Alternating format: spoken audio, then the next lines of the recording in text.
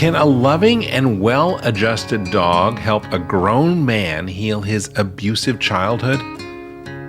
Today on The Long Leash, we introduce you to a man and a dog who have done just that. Hello, I'm James Jacobson, and welcome to The Long Leash. Today, we speak with Ward Serrill. He is a filmmaker and an author, and he has an extraordinary tale of how a dog helped him in Alaska overcome so much of his past and become a new person. The dog's name was Woody, and this is a wonderful tale, a wonderful conversation. I hope you will enjoy it as much as I enjoyed speaking with Ward Serrill.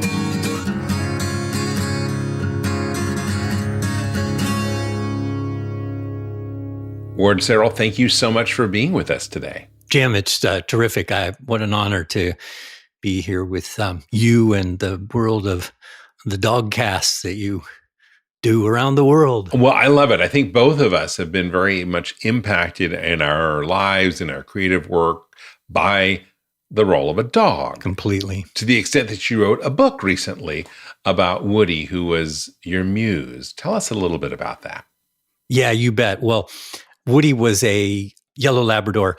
And so during the 7 most transformative years of my life, which was up in Alaska, he was my co-pilot. So I eventually wrote a book about it. It's an adventure story of an exile from corporate America who went to Alaska seeking a fierce freedom. And it's a story of self-discovery with one of life's essential relationships, a man and a dog as its core. Yeah. So I think really it's a book about the search for freedom in the wilds of Alaska with dog as a co-pilot into solitude to discover oneself. What year did this start? When did you? This was all very early 80s. I was a 3-piece suited accountant writing the elevators in downtown Seattle. I called it Boxtown in my early 20s. No idea how I got there. And, it would be decades before I realized the trauma base of what had put me there. But at the time, I was just riding elevators in a 3-piece suit, being an accountant. And one day I heard at this meeting, one of the partners say this word, Alaska.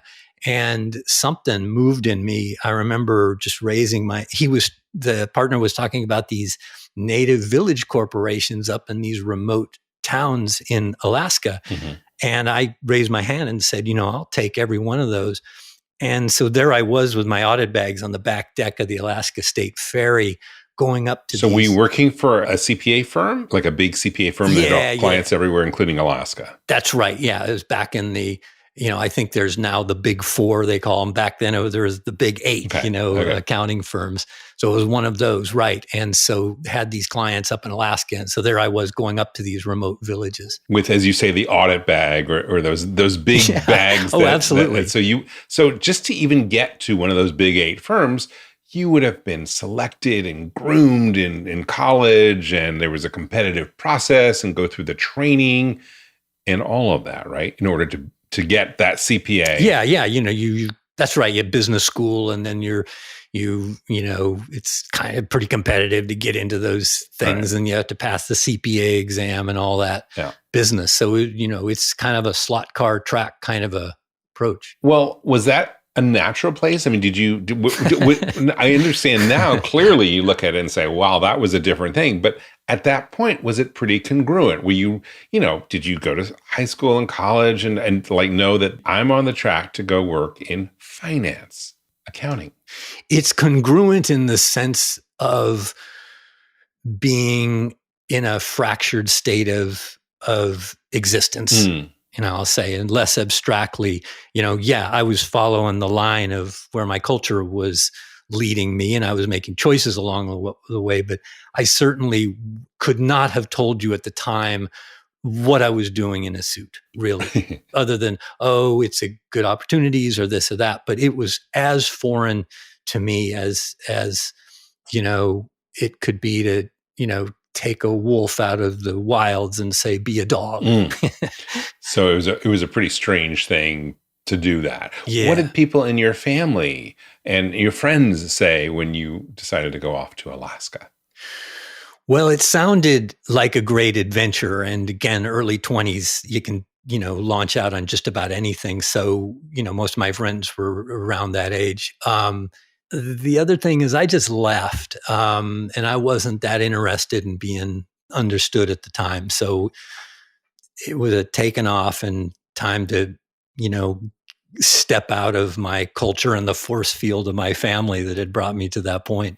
Okay. So you land in Alaska, and does your life quickly devolve or evolve, depending upon your perspective, in terms of what you had come to do and what you ended up doing?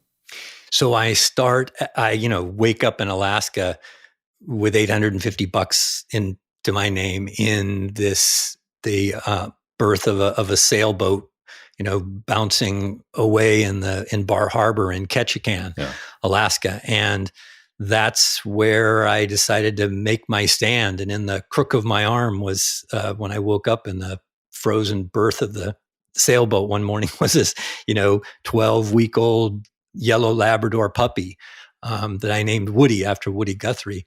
And that was the beginning. And there I was in a place with, 13 feet of rain a year on an isolated island, 18 hours of darkness in the winter. 27 bars and 26 churches all along one stretch of 33-mile road. It was a pretty strange place to be. How did Woody find you? I mean, literally, is that poetic, or you woke up one day and there was this dog nuzzling with you? No, when I decided to leave Boxtown and go to Alaska, I realized I needed a co-pilot. I needed a companion. So I looked in the Seattle Times and saw this ad, and it said, attention hunters, AKC registered yellow Labrador, championship stock and all this stuff. I didn't even know what any of that meant. I had never touched a gun or anything. But so I went out to the guy's place and, pretended that, I needed a hunting dog. And he said, okay, the only thing is he had, I think, 9 puppies. And he said, you can choose any one of these except the pick of the litter. I didn't even know what that term meant at the time. And so, I was wandering around, and there was this one dog that separated himself from the pack and was nosing around my feet. I picked him up, and I remember I was reading into this, how to get a puppy book, and it said, look at his paws and check his teeth. And I was doing all this stuff, acting like I knew what I wanted to do. And I said, I'll take this one. And he said, well, that's the pick of the litter. That's the one you can't have. And the moment the guy said that became my, prime directive was to, get out of there with that dog. So I eventually did. And that's who I took to Alaska. Okay. So you chose Woody literally from a litter in Seattle, and you brought him up to Alaska. Yeah. But I just a little bit of nuance there. And, one of those stories is that was the one dog that came over to me. So did I pick him? Did he pick me? I mean, but yeah, we chose each other. Was he the first dog you ever had? Yeah. And growing up, you never had a dog. Did you? Oh, we had some dog. I'm sorry. Yeah, we had some dogs in the household. They were always little dogs that I could always outrun, dachshunds and like that. And they just, they just weren't a kid's dog for a kid who grew up kind of really in the woods of Alabama. So I kind of ignored them. I had an imaginary dog named Oreo that my child mind created to overcome the trauma of the household I was living in. But Woody was my first dog that was mine, that I committed to. That you chose. Yeah. Well, let's talk about Oreo. When did Oreo come into your life? When did you invent Oreo?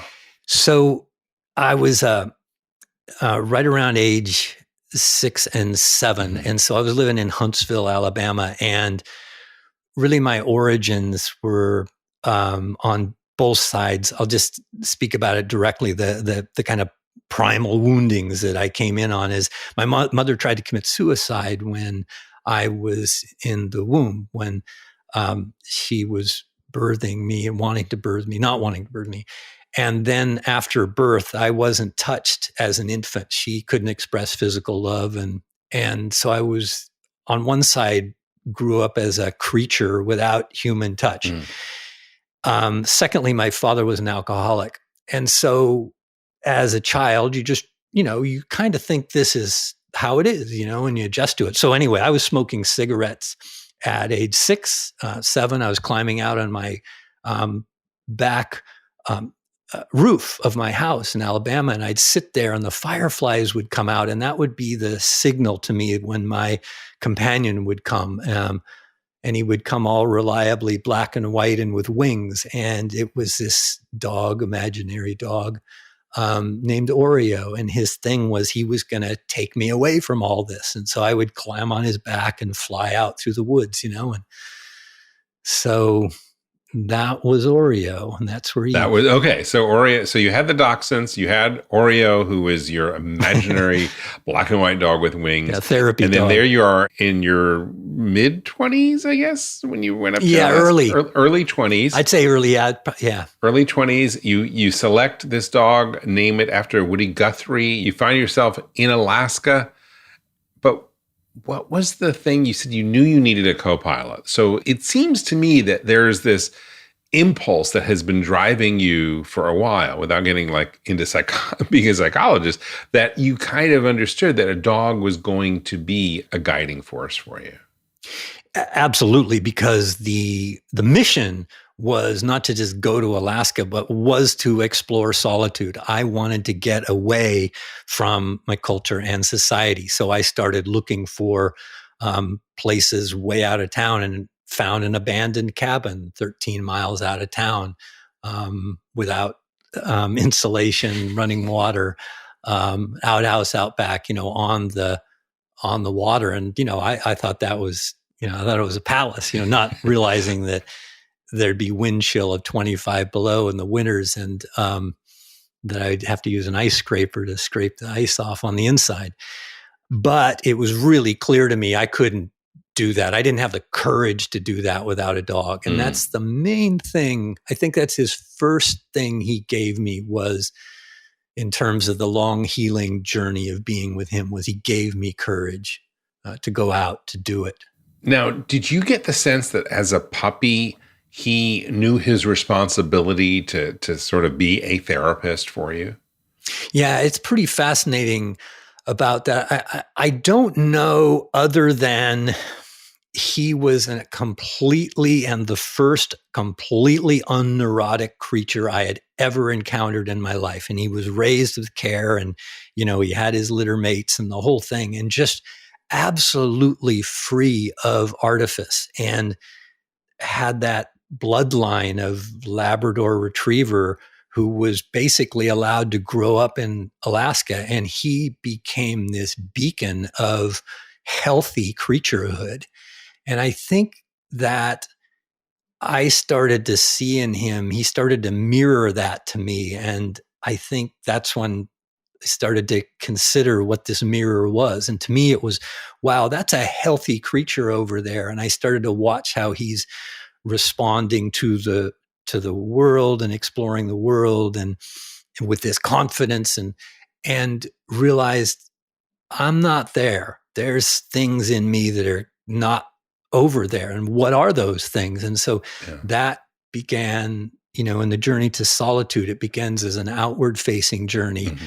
And if you hang in there a while, it becomes an inward facing journey. So that began the beginnings of the understandings, how my origins might have affected me.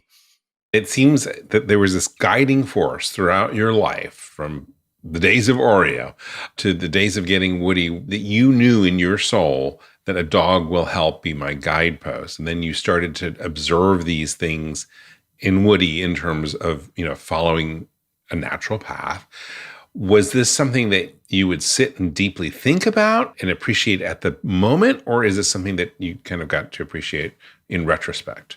So I would say I became really a student of the solitude, of what this was. And I started to look at these, blockages that I would find in me, or these these places that were frozen, that, within me, in my heart, if you will, and began to consciously look at those, and more and more found that I wanted to get away from people and just be with the wilds and be with the dog. And that became ultimately a rite of passage that was a multi-year one. So how many years? And the book covers 7 years of this journey. Okay. And those were the 7 years that you were in Alaska. Yes. There was actually more years. I'd say there's more years than that. Those were the most pregnant years of being with Woody there. Mm-hmm. And in the book, you obviously talk about these different adventures and these different snapshots of evolution that occurred thanks to Woody. For our listeners, what are a couple that we want to talk about here? Let me start with this one. I think the primary thing that he brought to me was, I think he had, one commandment in his dog Bible, which was, go outside. And here I was, in a 13 feet of rain and the darkness, and it didn't matter to him. And his capacity for adventure took me out all the time. And that was a major part of me learning to come into my own creaturehood more, in my own body. I think that's it. And I think that second thing that I just ended with is also true, is that was the first time in my life I had really been around touch of another creature, and being in cabins with this dog and just having physical touch with another creature, what, as vulnerable as that sounds to say, is absolutely true. And so that was revelatory. And so I could feel my nervous system start to regulate around, like, oh, this is what it's like to actually be a social animal, a little, just to have touch with another creature that's breathing, And then I would say he also taught me to find places in me that were cranky or disturbed. And I'll say there was a lot of anger in me, and that I started to touch into that. I didn't know what its source was or why. I just knew there was a lot. And I also, at the same time, let him be a free dog. I was pursuing freedom, so didn't seem right to keep him cooped up. So he could come and go as he wanted from the little red cabin where we were. And sometimes he would stay out longer and longer, and I would sometimes get mad about that. Try to, bang it so he'd, stay closer. Don't do that. You're worrying Dad. Yeah, right. But once things grew so that, the process grew so I'd start to hit him a little bit, swat him on his butt, kind of a thing. And then eventually he took off for the longest time. And when he got back, I had been boiling for like 3 hours, this anger in me, and I'm not very proud of what happened next, but, I ripped open the door of the cabin and I pulled him in and I pushed him down, and I started to hit him on his rump and yell at him to not, run away, don't do this. And then I had this sense that I wasn't having enough impact, and I picked up a piece of kindling from the woodpile. And as I raised it, I suddenly saw what was happening. I was appalled, and I looked into his eyes, and he was looking at me just with eyes of complete acceptance and no blame, and just taking the hits. And I just crumbled, I dropped that stick, and I lay down with him. On the floor of the cabin, and I just held him, and I apologized and said that I would never hit him ever again. And I didn't for the rest of our time.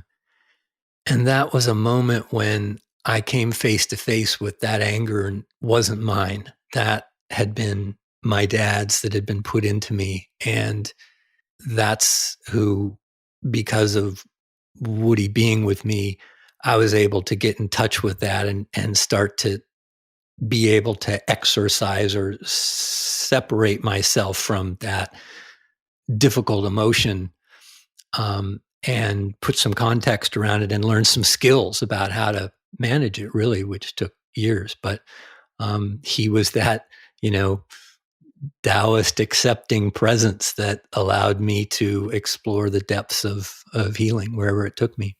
Had you ever had, say, more traditional therapy with a therapist to look at some of these issues, or that was the first time? Yeah, no, this was all self-done so far. He was my first dog psychologist. I didn't even know there was such a thing that a person would do. That became apparent to me later on, actually, when a counselor kind of confronted me in a business where I was. And, I can get into that if you want. But no, this was all dog as Okay. primal therapist. So this concept of dog as therapist or psychologist is pretty interesting. So much so that you did a radio show up in Alaska with Woody or with this persona of a dog psychologist, and a podcast. Tell me a little bit about that. Yeah, it was a show called Chew the Bone with Dr. Woody, and Dr. Woody was a renowned cosmic dog shrink who answered the letters from troubled pets, or the two-leggeds who live with them. And so this was on, went over the community radio and stuff for a year and a half or something like that. So he became the most famous dog in Ketchikan, Alaska. So when I wrote the book, I decided it was time for the second coming of Dr. Woody. And he's answered some pretty interesting questions over the years. Yeah. Can you share with us and give our listeners a little tidbit about what Dr. Woody sounds like and the types of things he talks about? Well, I have to admit something in public here for the first time. I have to channel Dr. Woody for him to come into the world. Okay. And no one's ever seen this before, but this is the first here on Dog Podcast Network. Yeah, so he would. Good evening, all you dogs. Sorry, I screwed that up. Good evening, all you mutts and pretty girls too. This is Dr. Woody. So that's kind of how Dr. Woody comes through, I like that. And so that is literally, you describe it, a channeling. You're calling on something internal. Yes. to. So when you envision Dr. Woody, what do you see? Well, I see my dog, Woody, with a pair of headphones on. There you go. It's kind of the picture that's on the dog cast that I do. So I love it. And so I can again see a corollary between Oreo and Dr. Woody in terms of your imagination pulling these dogs that have great meaning. I never put that together. Never even thought that through. But really, even speaking through this, now I'd say, Oreo was a therapy dog, even though it wasn't, real. It sure was to the child.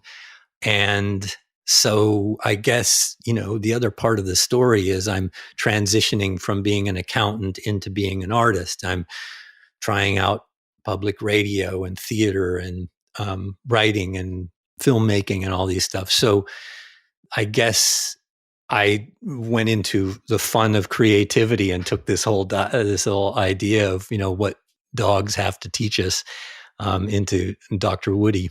And Dr. Woody's primary belief system or orientation of practice is that dogs are angels here to help the two-leggeds, and that they are mirrors to higher consciousness. Well, let's talk a little bit about this right brain, left brain transition from being an accountant to being a creative soul. And when we say creative, I mean a lot of things. It's not just the radio show, movies, books, short stories. You really have embraced that side of you, thanks to Woody. Yeah, and thanks for, been a while since I thought of left brain, right brain, but okay, so now I've seen this side of me that has become in the world, and then to crunch that, to go back and put that into that Boxtown suited character's left brain world, and try to press it into that box. that became the rite of passage that I talked about, as well as the healing movement, that moving from that linear world of facts and straight lines into a more nonlinear world. I think the bridge there too was that I went to work in a native Alaskan village for 7 years and started to work with Tlingit people originally as an accountant, and then transitioned into working with their culture. And that was taking me more into a right brain place. Yeah, definitely. And they adopted you. They gave you your own moniker. Yeah, they did. What did they call you? They did. They gave me a sealskin vest and gave me the name Gonya, which meant in their language a woodpecker or beaver, because they thought I was a hard worker. I see. Okay. And so let's talk about some of these more grand creative projects that you have found yourself in. Can I, one thing other, can I say this and then Sure. then come back to that? And I just want to say that while at the native village, I came to understand why I was in the 3-piece suit. And that is that a counselor that watched me at a board meeting, a counselor from out of town, and saw me experiencing this board meeting that blew up and got all very emotional. And afterwards I went over to him and he said, "Can I ask you something?" And I said, "What?" And he says, "Which one of your parents was an alcoholic?" And I said, "Well, I don't know. Didn't really, affect me that much." And he says, "Well, that's the second sign," and laughed. And I said, "Well, who are you?" All this. And I said, it wasn't that bad. And he says, "Well, that's the third sign. You think it wasn't that bad." But what he taught me in working with him is that a lot of kids that had alcoholic backgrounds, kids of alcoholic parents, and tend toward the more linear careers, accounting, finance, engineering, whatever. And that's because we find that a safe environment. We know where the rules were. So I kind of got it. Like, it was actually the trauma of not being in an uncontrollable world that liked accounting and liked being in a suit. And it was like, I actually know the rules here, and it had rigid guidelines and I mean, you absolutely generally accepted accounting procedures. Principles. Yeah, that's it. This is the way you do it. You do accounting in ink, not pencil. Right. And so I think that then allowed me to begin to expand out until those, buttons of the suit popped and I couldn't wear those anymore. When's the last time you had a 3-piece suit on? A suit? I actually wear suits now for fun. I'm a tango dancer, so I like dressing up for But they're fun a little more glittery, I think. They're a little more. Yeah. I don't think you can get away with that at one of the big 8 firms. Yeah. Ward, let's take a break right here. We will be back with more of this conversation. And now, a message from your dog. Every day with you is like a day at the beach, and I want as many beach days as possible. I want to run and sniff and find a good stick to carry. I want to roll in the grass and warm my belly in the sun. I want to walk with you, run with you, sleep with you, eat with you. And when I eat with you, I want Everpup. The green, grassy, beef liver spike smell wakes my senses. You may not realize this, but it tastes like homemade gravy, especially when you wet it. It infuses any food you give me with health and life and vibrancy. I can feel it, Everpup, traveling to every cell in my body, nourishing each one. It helps me feel like I'm on top of the world. I'm so glad you're giving it to me every day, because every day I'm so glad to be with you. I wouldn't have it any other way. I want my Everpup. It just makes me feel good. I am so grateful to be your dog and for the Everpup you give me. So now that you know what your dog wants, get Everpup, the ultimate dog supplement. Everpup is available in select pet shops and on Amazon. But to get the best price possible, join the Everpup Club at everpupclub.com, where you'll get your first jar for just $8 with free shipping anywhere in the U.S. Go to everpupclub.com and use the discount code DPN. That is everpupclub.com. Everpup, every day. Welcome back to The Long Leash. So let's talk about some of these creative expressions where you turned in the Lotus 1, 2, 3 or whatever it was back then, and picked up some other creative tools. Yeah, I think the primary one really is filmmaking.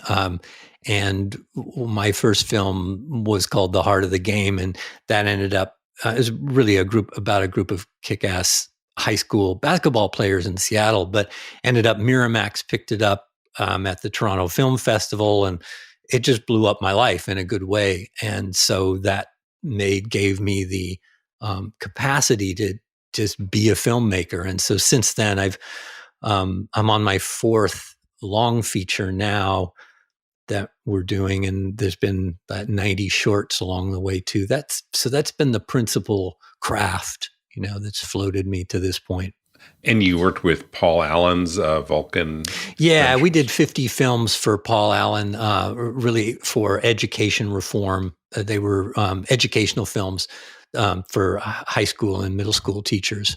And I'll just say we just finished a film called The Bowmakers, which is about, the most famous instrument you've never heard of, which is about the bow and the violin, because I live in this small town where 5 of the world's most world-renowned bowmakers live.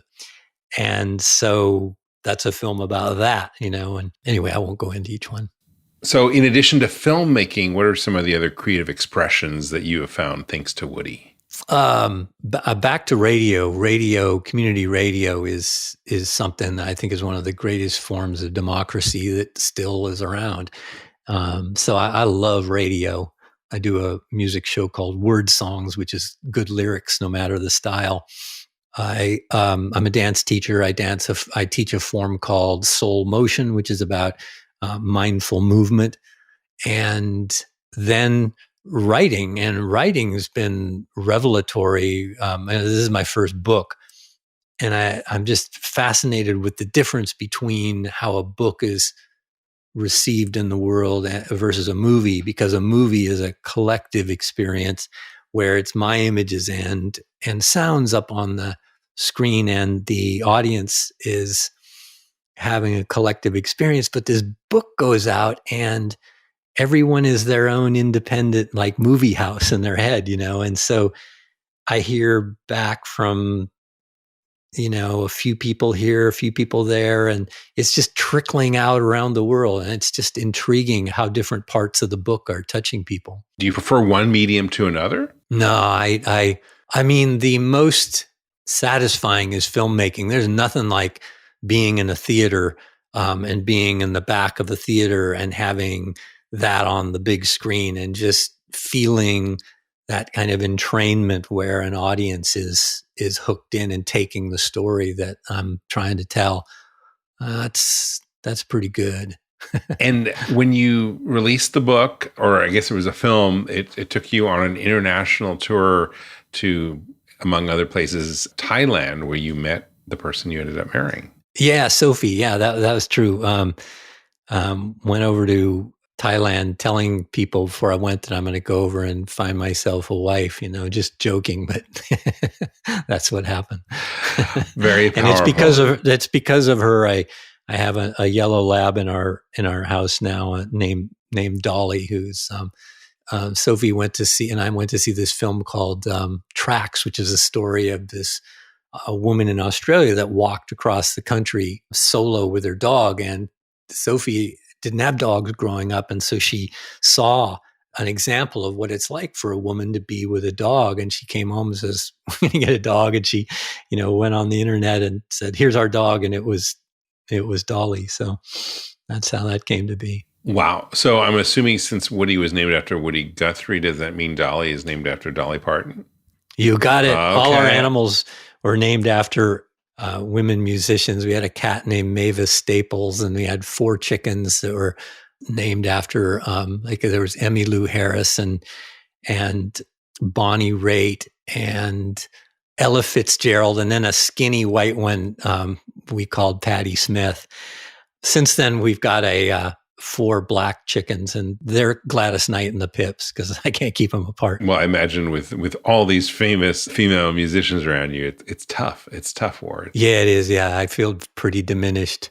So something struck me when I was doing some research. I read that you came back from Alaska in, I think, to take care of your parents, your mom and dad, right? Yeah, they were both in their last chapter of their life. And so it felt right to come back and be with them and continue the healing process with both of them.